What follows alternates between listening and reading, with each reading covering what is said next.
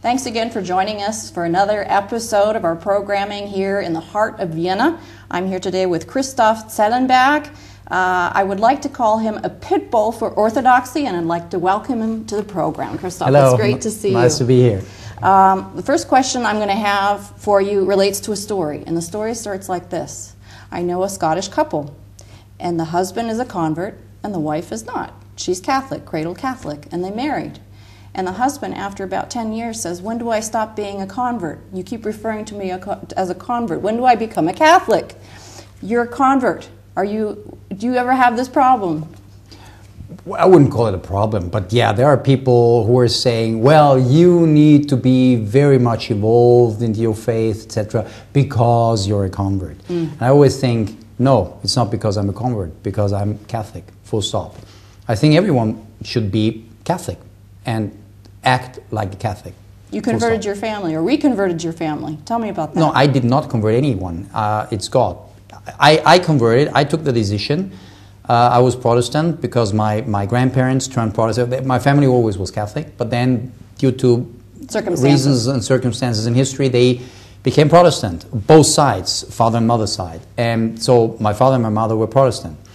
And at some point, and we were praying at home, blah, but then at some point, when I entered university, actually rather late, I started to dig deeper into the matter of God. And why? Because I met people. It's always about friends and circles that you're in. So I always recommend my sisters who are having a lot of kids care about the circles that your kids are in, because you're kind of shaped by the environment to a certain extent.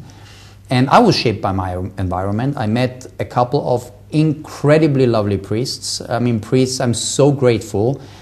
Very funny. We were having boxing championships with them, and we were going hiking, etc., etc. Just great guys. And they asked a couple of questions, simple questions about life.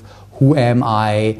What do I want to achieve in life? They asked you these questions? Yeah, they asked me these questions, and then I started to ask myself, because they just opened a door of digging deeper into the reason why we are here, and where are we coming from, where are we going to. So at some point you start contemplating about God. Obviously for me that was no doubt, He exists, and I dare to say that, even so it might sound strange, but I once had the privilege, the gift, the grace that I really met Him. I had the chance to talk to Him. And I know, I'm not a believer anymore. I am, if you can say, I'm a knower. I know that He exists. It's not that I need to believe in something that I hope in. I know that He exists because I spoke to Him. And He spoke to me, and it was incredible. So anyway, so at some point you start asking yourself the question whether you're on the right track.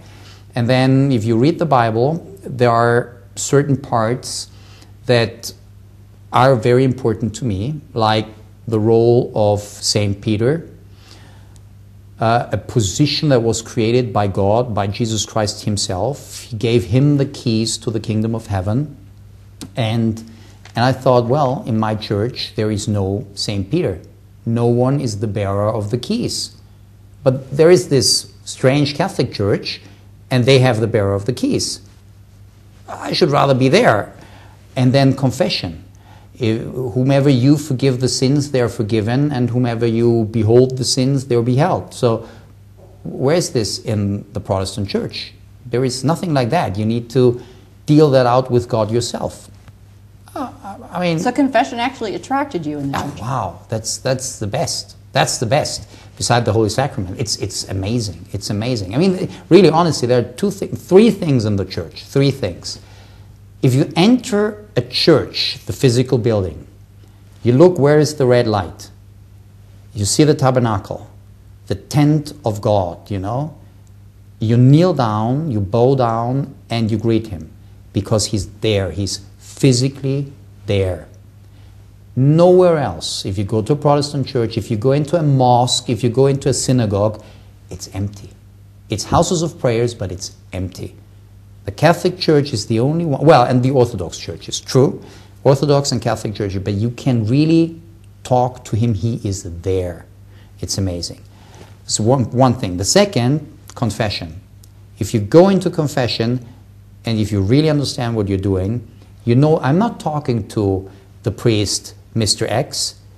He's there physically, it's the priest, but it's Jesus Christ who uses this priest in order to talk to me and to forgive my sins. But it's Jesus himself who forgives the sins. So whenever I go into confession, I know that I'm talking right to Jesus himself. The priest is there in persona Christi. In persona Christi, yes. The priest actually, if you want to be tough, he's not there. I don't see the priest. I see Jesus Christ. I talk to Jesus Christ. And if he says your sins are forgiven, then it's Jesus Christ who forgives me my sins. This is amazing. Where else do you have that on this planet? You can talk to God. You can kneel down in front of him. You can say, I did this and that. Sorry. And he says, forget it. Everything is forgiven. Everything is forgiven. This is amazing. It's only the Catholic Church. And then it's the role of St. Peter, the Pope, the Vicar of Christ.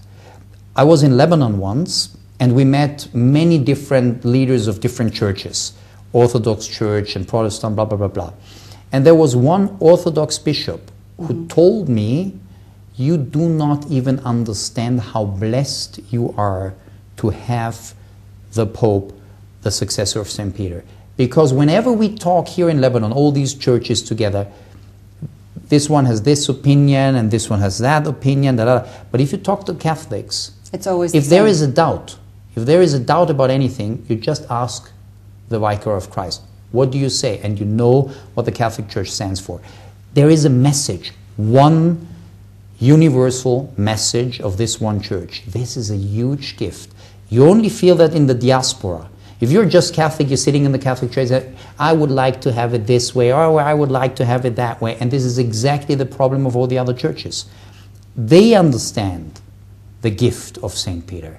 We often tend to forget. But I love St. Peter. I love the Pope. It's amazing. You love the fullness of the truth. I love, yes, exactly. I have another friend, true story. Started out as a Catholic, became a missionary for the Jehovah's Witnesses, was in Africa, went to France, became a Baptist. When he was in France as a Baptist, returned to the Catholic faith, went to Mexico, worked in Mexico as a Catholic missionary, came back to the United States, left the Catholic Church and became Orthodox. What would you say to a person like that?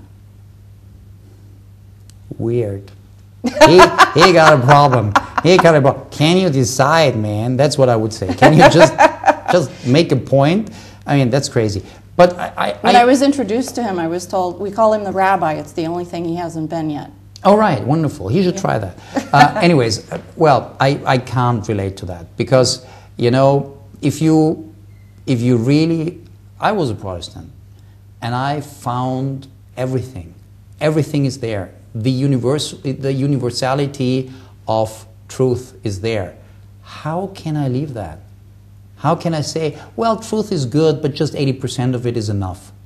Or 65%? No. I want to have everything. Come on, I'm an egoist. I want to have everything, everything. Give me more. And it's only the Catholic Church who can give you all that. That's true. You're not a shy type at all. I try to be at points. Yes. You're not a shy type. You're frequently seen on Austrian TV in all kinds of debates. You really, as we say in America, you don't pull your punches. You go straight for the jugular vein. Boom. And I can tell you really enjoy it. Now, there's an obvious answer to this question, but why did you become an investment banker instead of a journalist? Because I like to do things, not write about other people doing things. Ah. I thought you were going to say because investment banking pays better. That's the second reason. No, but no, it was not about the money. When I left university, and I was in the States for some time, and I worked in politics, very much in politics, and I was there with the Leadership Institute in DC, etc., and the Heritage Foundation. I even was in the U.S. Congress, working for a congressman from Texas once. Anyway, so then I came back, and I didn't know what to do. I didn't want to go into politics because I wanted to do something real before and then take all this experience from real life and bring it into the service for the people. And that's politics. It's a service for the people. And many politicians are just politicians. They don't know anything about real life. And how can they then solve the real life problems of the people? Anyway, so, and then there were a couple of friends who said, if you really want to learn a lot, because first you need to learn. The learning curve needs to be very, very steep, because we don't have much time, you know, we need to be very efficient. And the steepest learning curve for me was in investment banking and in mergers and acquisition, M&A. This is the crown jewel of investment banking. So you have a doctorate in economics, correct? No, just a master, unfortunately. Very humble me, a master. But anyway, so I went straight into mergers and acquisition. I worked a lot in Eastern Europe.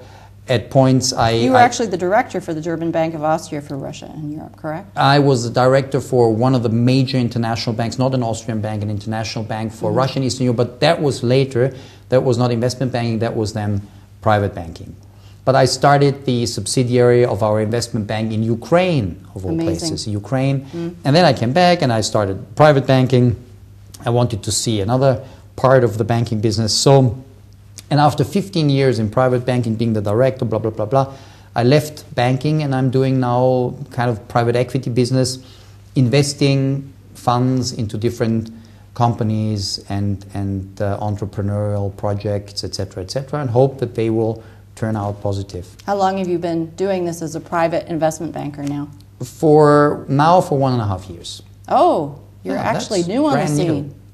Well, I'm not really new on the scene. I was always on the scene before, but doing this very particular business is very new. And now we are in new technologies, especially in water desalination, water purification. This is one of the major global problems. We have a lack of fresh and clean water. So this is also a service to the people, giving them clean water, because otherwise we will have famine, we will have wars, water wars coming up.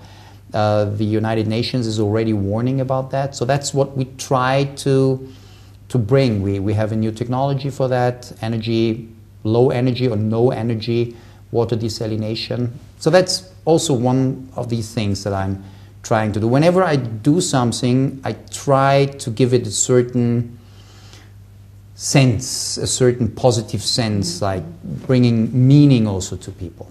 That's also one of the things. As you yourself will be the first to know, converts are often very fervent about the church.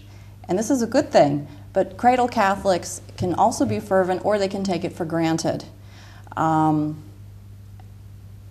You are very fervent in your practice of the everyday faith, and you're not afraid to take on a debate or to express your faith in very black and white ways. In fact, you're so direct sometimes that I can imagine that people coming from a leftist background would see you as, like I said in the beginning, a pit bull for orthodoxy. I like the directness very, very much, and people who understand German can actually see you in some of your debates on YouTube. Why do you choose to be so direct and so to the point, and so, I don't like to use the word hard, but so, you don't, like I say, you don't pull your punches? You're destroying the whole picture I have about myself. I always thought that I'm a softie. Oh, yeah, right. Loved by everyone. No, I'm not. No, well, you're I'm not. Shocked. Horrible. I need to change. No, if you want to be everybody's darling, you're going to end up being everybody's fool. So it's not about being the darling of everyone. It's not about pleasing anyone. It's about standing up for the truth. And there are definitely people who can do that way better than I do. I do it my way. And there are people who love it, and there are people who hate it. What can I do? I don't want to be their darling. I hope I'm not going to end up being their fool. Somewhere in the middle, you know. But at the end, it's about God. What does He want? He gave me certain talents to be rather outspoken, to kind of, it's easy for me to connect to people. You said left-wing people. I have a couple of very good friends who are very left-wing. And we have very lively conversations. lively, well, fiery conversations.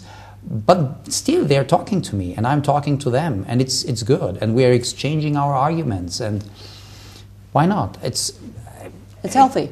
It's healthy. It's fun. And it's about the truth. It's about the truth, and there are, unfortunately, one of the greatest problems of our society is that most people think that truth does not exist. It's all subjective opinion. Relativism. And it's not. It's relativity. Yeah. It's not. Not everywhere is black and white. There is a lot of opinion. But there are some fundamentals where you need to search for truth. Otherwise, you will be totally lost. You will not know where to go. If you get at a crossroads, at some substantially important questions in life, you need to take not just a decision. You need to take the right decision. The decision. Otherwise, you'll end up in a dead-end road. And yeah, that's the thing. So I try, if I talk to people, I try to ask questions. I try to open their eyes, and I hope that they are opening my eyes, and that together we will follow the truth. Very hard, not easy, but sometimes you can open the eyes of people. You're Austrian. I do, and I love it. You love being Austrian, and you've spent time in America. Yes. What differences do you see between the church in America versus Austria? Honestly, that's tough. I can't really say, because well, first of all, definitely I met a certain circle in America. And you were in Texas and in Washington, D.C.? No, I was not in Texas. I worked for a congressman from Texas, but in D.C. In D.C. So I was in D.C., and I met people in D.C., and obviously when I went to church, it was the Catholic Church. And I was in New York once. I went to the Catholic Church in New York, and I had many very positive experiences, and I had one very bad experience with the priest when I said I'm at the Heritage meeting. He knew the Heritage Foundation, and he was immediately like, oh, these guys, and he was very negative. You have these people and these people. It's hard to compare. I think as a Catholic, we are one big family, and it doesn't matter whether you are an American, whether you're a Mexican, whether you are a Japanese, or, of all places, an Austrian. We are one big family. And I guess the mystery is that if you're a devout Catholic, you will always find the other person, the other devout Catholic, being a soulmate. It's soulmates. It's a big family. We understand each other. Without ever having words. Met. Exactly. Without ever having met, or without words.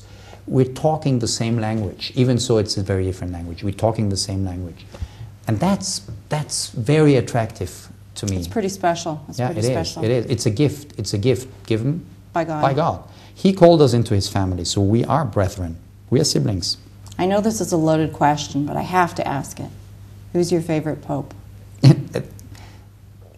No, you don't know. You don't want to know that. You don't want to know that. You know that. You expect me to say, well, I mean, I love, and as in a certain sense, as a spiritual father, it's John Paul II, because he was the Pope of my youth. He was the Pope of my conversion. He was the Pope who called me to several World Youth Days, and I met so many lovely people there. And I cried like a baby when he talked to my heart. He was amazing. He was amazing, yeah. But my favorite Pope is the bad Borgia Pope, Alexander VI. And everyone will be shocked. Why, of all places, this guy? Because he knew that he was a sinner. And the second part of the Hail Mary Holy Mary, Mother of God, etc. Pray for us sinners, now and in the hour of our death. This comes from Alexander VI. So he knew that he is a sinner, and he knew that alone, if he stands alone in front of God, he will have no chance. But if there is the intercession of the Mother of God for him, he might have a chance, a slight, small chance to slip through the heavenly gates. And he knew that, and I'm very grateful for him. for him to give us this prayer. And also, I mean, he gave the church a grandeur. A grandeur. He gave it a splendor. He extended the borders of the church state. He fought many battles. Yeah, somehow I like him. I don't know. Maybe because I'm. Well, we never thought you were politically correct. Yes, so. yeah. I'm a bankster, you know that. So yeah, no, I like him. This is one thing that many people don't get about the Catholic Church. They see sin in the church, or they see abuse in the church, or whatever, and they think that the Catholics are hypocrites. What they don't realize is the reason for the church is because we are sinners, and the church is the way to salvation, Yes. and everyone is a sinner. And the just man falls however many times a day, but he continues to try and to try and to try again. And that's why I like your story about your favorite poet. Yeah, and also this part is, it's important. We are losing it if we understand that we are sinners and we do not go back to the sacraments.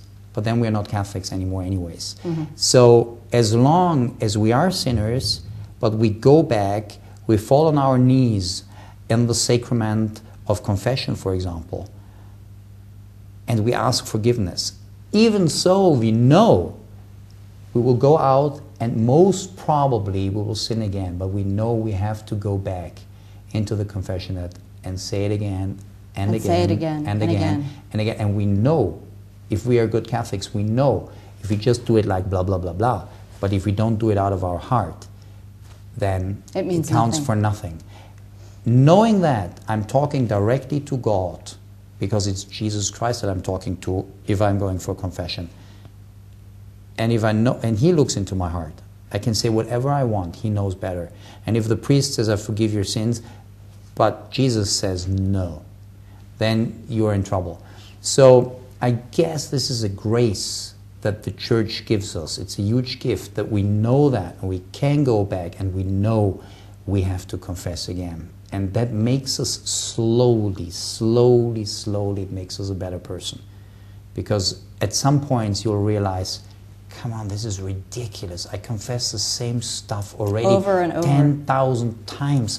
Can't I just make it a little longer not to fall into this particular sin again until I go to confession again?